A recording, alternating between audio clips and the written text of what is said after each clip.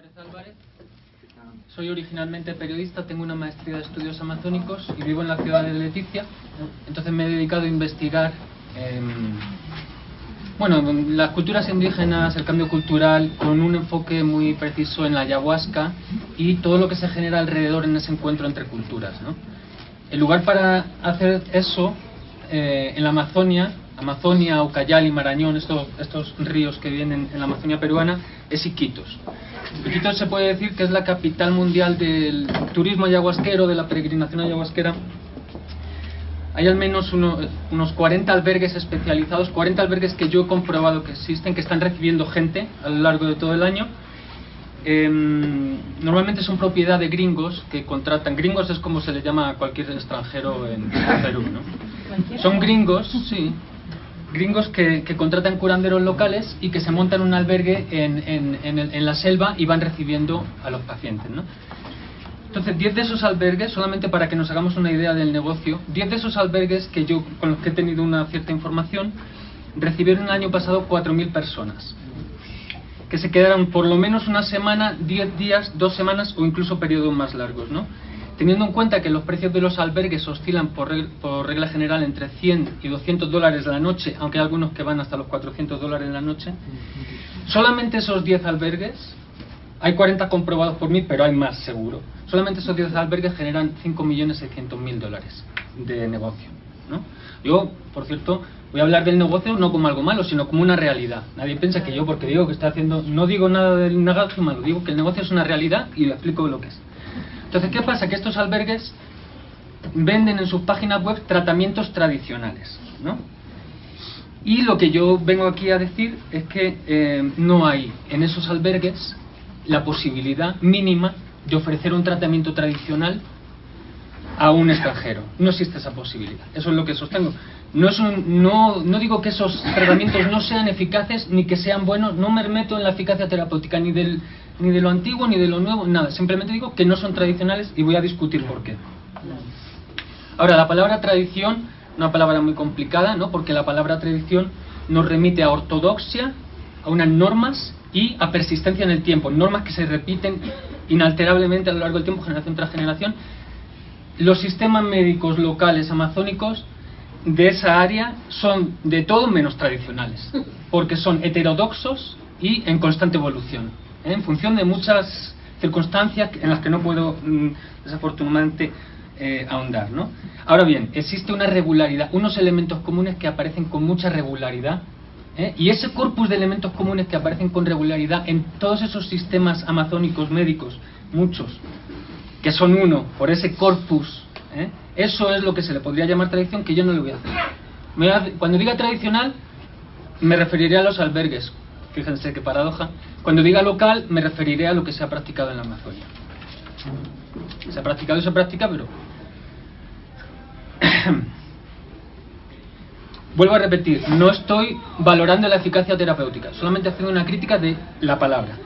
Ahora, para entender estos dos sistemas, el tradicional, nuevo tradicional y los sistemas locales, quiero hacer un pequeño recuento del contexto de las sociedades a las que pertenecen, porque los sistemas médicos locales pertenecen a lo que Gachet denominó, el antropólogo suizo Gachet denomina las sociedades bosquesinas. Son sociedades que viven en el monte, en la selva, y viven de la selva, y que esa relación del ser humano con el monte permite una vida de autonomía. ¿En qué sentido? Que un hombre y una mujer reúnen los conocimientos culturales suficientes para, gracias a la selva, garantizarse la vida. Es decir, cazan, pescan, hacen su casa, hacen su chacra, saben hacer sus hamacas, en fin, saben hacerlo todo lo que necesitan para vivir. Eso es lo que les brinda la autonomía. Eso no significa que viven solos, viven en familias extensas o en comunidades, ¿no? Porque hay siempre esa relación social como una necesidad humana que ellos saben practicar perfectamente. Lo que la autonomía brinda es un valor muy importante, que es el del igualitarismo. Es decir, como yo no tengo que ir a trabajar, a ganar dinero, como puedo yo buscarme la vida solo, no tengo por qué soportar que nadie me mande. Esa es la idea, ¿no? No hay, cuando digo igualitarismo, como dice Gachet, ¿qué significa eso? Que ningún adulto puede decirle a otro adulto lo que tiene que hacer ni cómo tiene que hacerlo. No existen medios legitimados socialmente para ejercer coerción sobre otra persona. ¿Ah? Eso es igualitarismo, en mi opinión. Este igualitarismo también se garantiza porque no hay acumulación o poca acumulación, y hay una serie de mecanismos sociales que impiden la acumulación. Unos positivos, que si tengo doy; otros negativos, que si tienes y no das, te lo quitamos. Y luego una relación con la naturaleza que está, o bueno, por supuesto, estoy hablando de un modelo ideal que no se encuentra, pero quiero que tengan presente que entre ese modelo ideal y el de la sociedad de mercado que ahora voy a explicar, las sociedades bosquesinas estarían más tendentes en hacia ese modelo, y las sociedades occidentales más tendentes hacia el otro. Pero vamos, los modelos ideales no existen, ¿no? Entonces, los nuevos sistemas tradicionales, los albergues están absolutamente incluidos dentro de la economía de mercado, dentro de la sociedad de mercado. Por eso digo que no pueden ser tradicionales. ¿Y qué es esa sociedad de mercado? Pues, en primer lugar, es una relación de sobreexplotación con el bosque de los occidentales, los recursos naturales, ¿no? Que no son vistos como gente, sino que son vistos como especies que se pueden explotar indefinidamente, ¿no? Esta sobreexplotación del bosque es solamente posible gracias a un sistema ultra jerárquico y ultra especializado productivamente. Esa eficacia, esa ultra especialización productiva que conlleva la jerarquización en la que vivimos, es lo que permite un abuso de los recursos, ¿no? No hay abuso de los recursos en unas sociedades sencillas. Y hay una acumulación de poder, obviamente, es la base y el objetivo de nuestra sociedad es la acumulación, quieras participar o no quieras participar. La sociedad, los albergues de Iquitos están metidos en eso. Y nosotros también, vamos, no que estoy criticando los albergues de Iquitos. Estoy criticando, bueno, ustedes verán lo que estoy criticando o no. Bueno, vuelvo a repetir la idea. Los tratamientos tradicionales están dentro de la sociedad de mercado, por lo tanto son tratamientos occidentales, ¿no? Tienen, es cierto, los mismos elementos. En una mirada así, a primera vista superficial, es verdad que incorporan los mismos elementos, pero se les da una significación, una función, una importancia diferente. Entonces, eso es lo que yo voy a explicarles ahora. Porque, por ejemplo, el primero fundamental es que en los sistemas locales la ayahuasca no es un fin en sí mismo. La ayahuasca es el medio que tiene el curandero para acceder a la realidad espiritual, conectarse con sus aliados y esas energías mandarlas hacia el espíritu, hacia los pacientes, ¿no? Y así sanar, a través de los cantos muchas veces.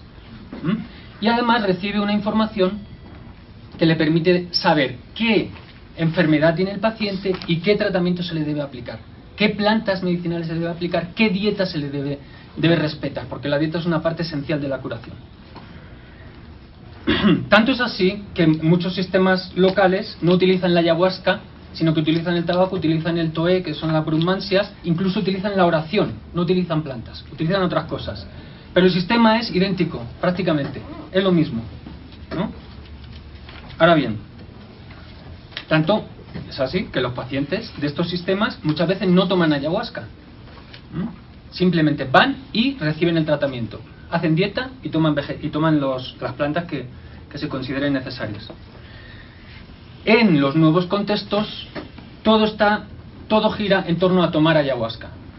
Todo gira en torno a tomar ayahuasca. Es cierto que algunos sitios hacen dieta, es cierto que algunos dan plantas medicinales, pero siempre hay ayahuasca por medio. Entonces hay aquí un cambio muy, muy importante. Siguiente punto, ya lo ha mencionado Mari, es la prevalencia, la preeminencia de la visión sobre la purga. Allí en Ucayali, Marañón, Amazonas, a la ayahuasca se le llama la purga. Es decir, es un sinónimo. Cuando la gente muchas veces se refiere a la ayahuasca como la purga, vamos a tomar la purga, etc. Y lo que se persigue, lo que en mi opinión se persigue, los locales cuando toman, en las veces que toman, que en ocasión toman por supuesto, es limpiarse. La limpieza física, vomitar, la diarrea, y la limpieza espiritual, que ellos lo explican como quitarse la mala suerte, o quitarse las malas energías, o para salir a cazar, etc. Una especie de limpieza que les va a permitir hacer las cosas mejor, ¿no? Mientras que, como bien sabemos, en lo nuestro, pues la historia es todo el DMT, ¿no? En realidad la ayahuasca es simplemente lo que permite que el DMT actúe para nosotros alcanzar nuestras visiones, ¿no? lo cual pues choca contra la evidencia etnográfica realmente, porque para empezar, el nombre de ayahuasca se refiere, y de yagé, que son las dos denominaciones más extendidas, se refieren a la liana y a la bebida que se produce con chacruna o con cualquier otro aditivo, ¿no? Es decir, yo creo que no podemos, que es lo que siempre se dice, no, si admiramos mucho el conocimiento indígena, pero la ayahuasca es sobre todo el DMT, pues vaya admiración que tienes por el conocimiento indígena. Si te están diciendo que la ayahuasca es la ayahuasca, no el DMT, de la chacruna. Y luego, por supuesto, muchos ejemplos en esa área de gente que toma, que prepara la bebida sin ninguna fuente de DMT, sin chacruna o chagropanga o lo que sea. Ahora, la acumulación, que es otro de los asuntos. Una de las ideas erróneas es que los curanderos no cobraban. Los curanderos han cobrado. Bueno, yo no es que no conozco, siempre se cobra, siempre se ha cobrado.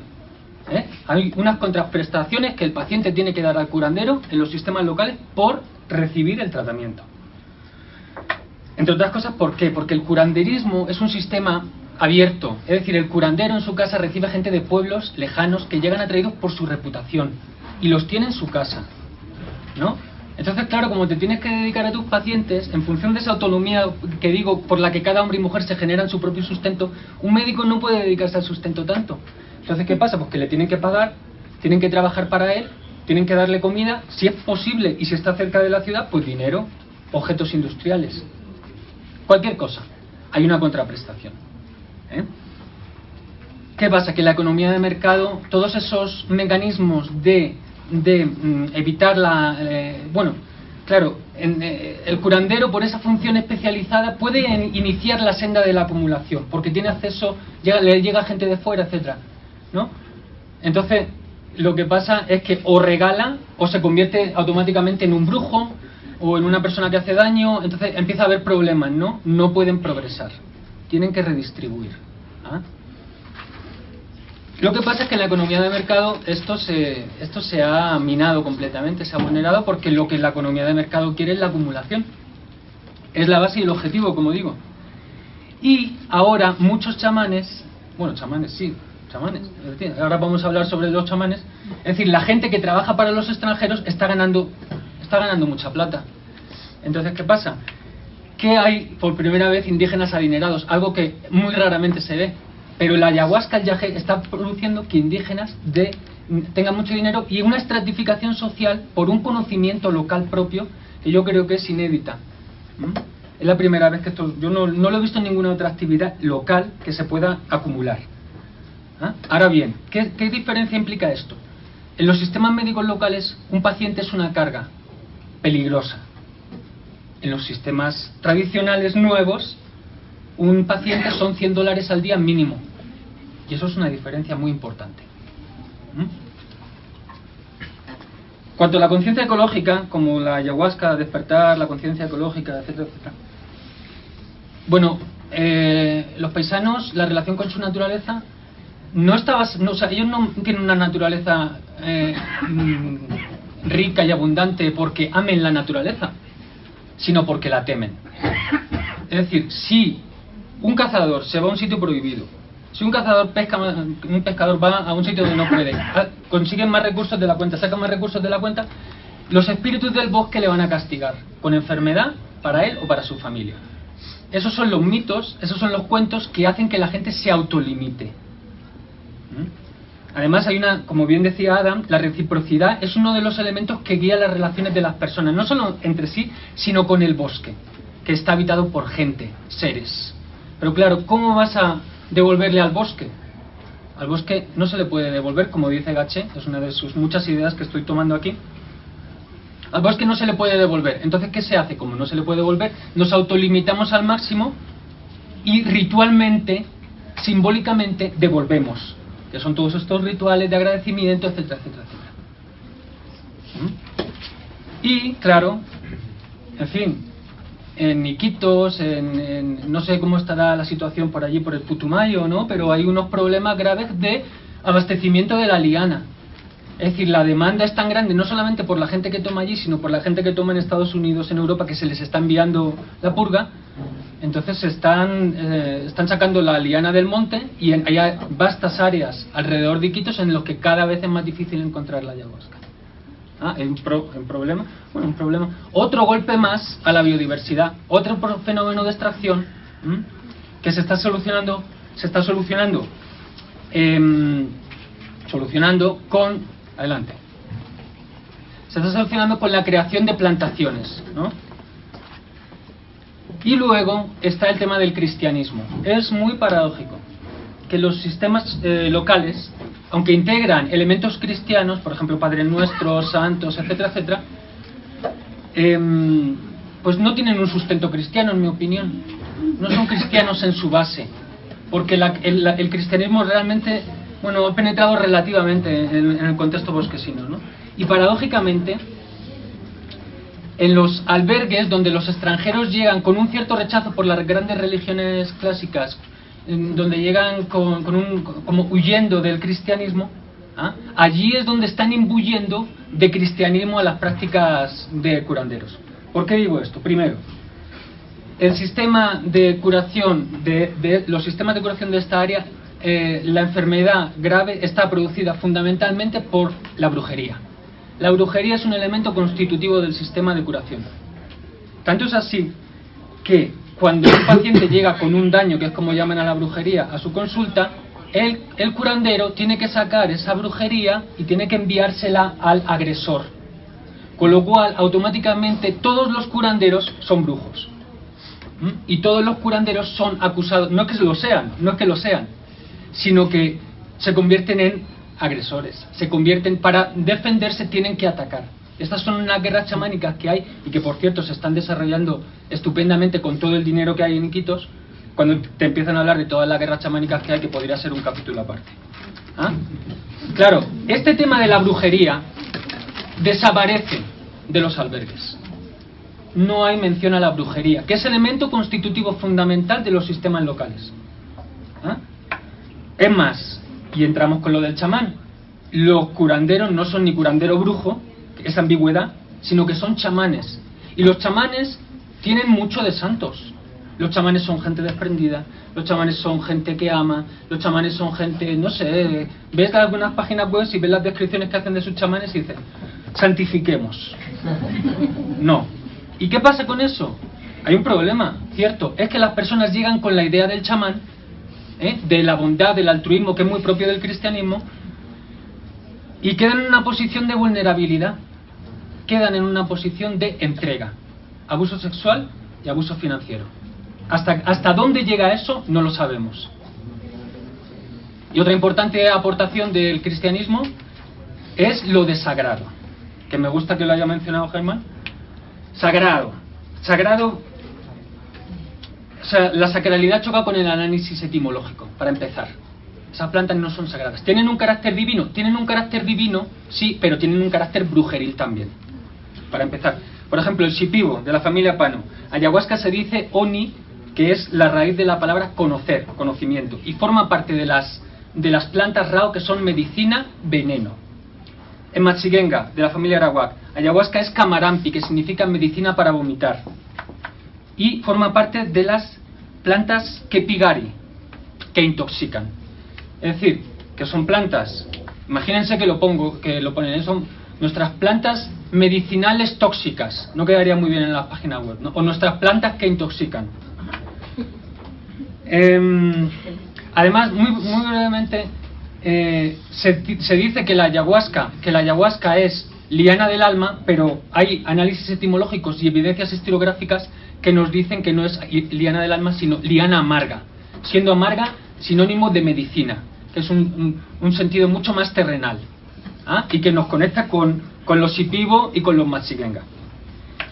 Y luego, por supuesto, que lo sagrado tiene una implicación sociopolítica, porque como bien sabemos, los que nos hemos criado en esta sociedad religiosa católica, lo sagrado es algo que no se puede tocar, o no se puede tocar de cualquier manera.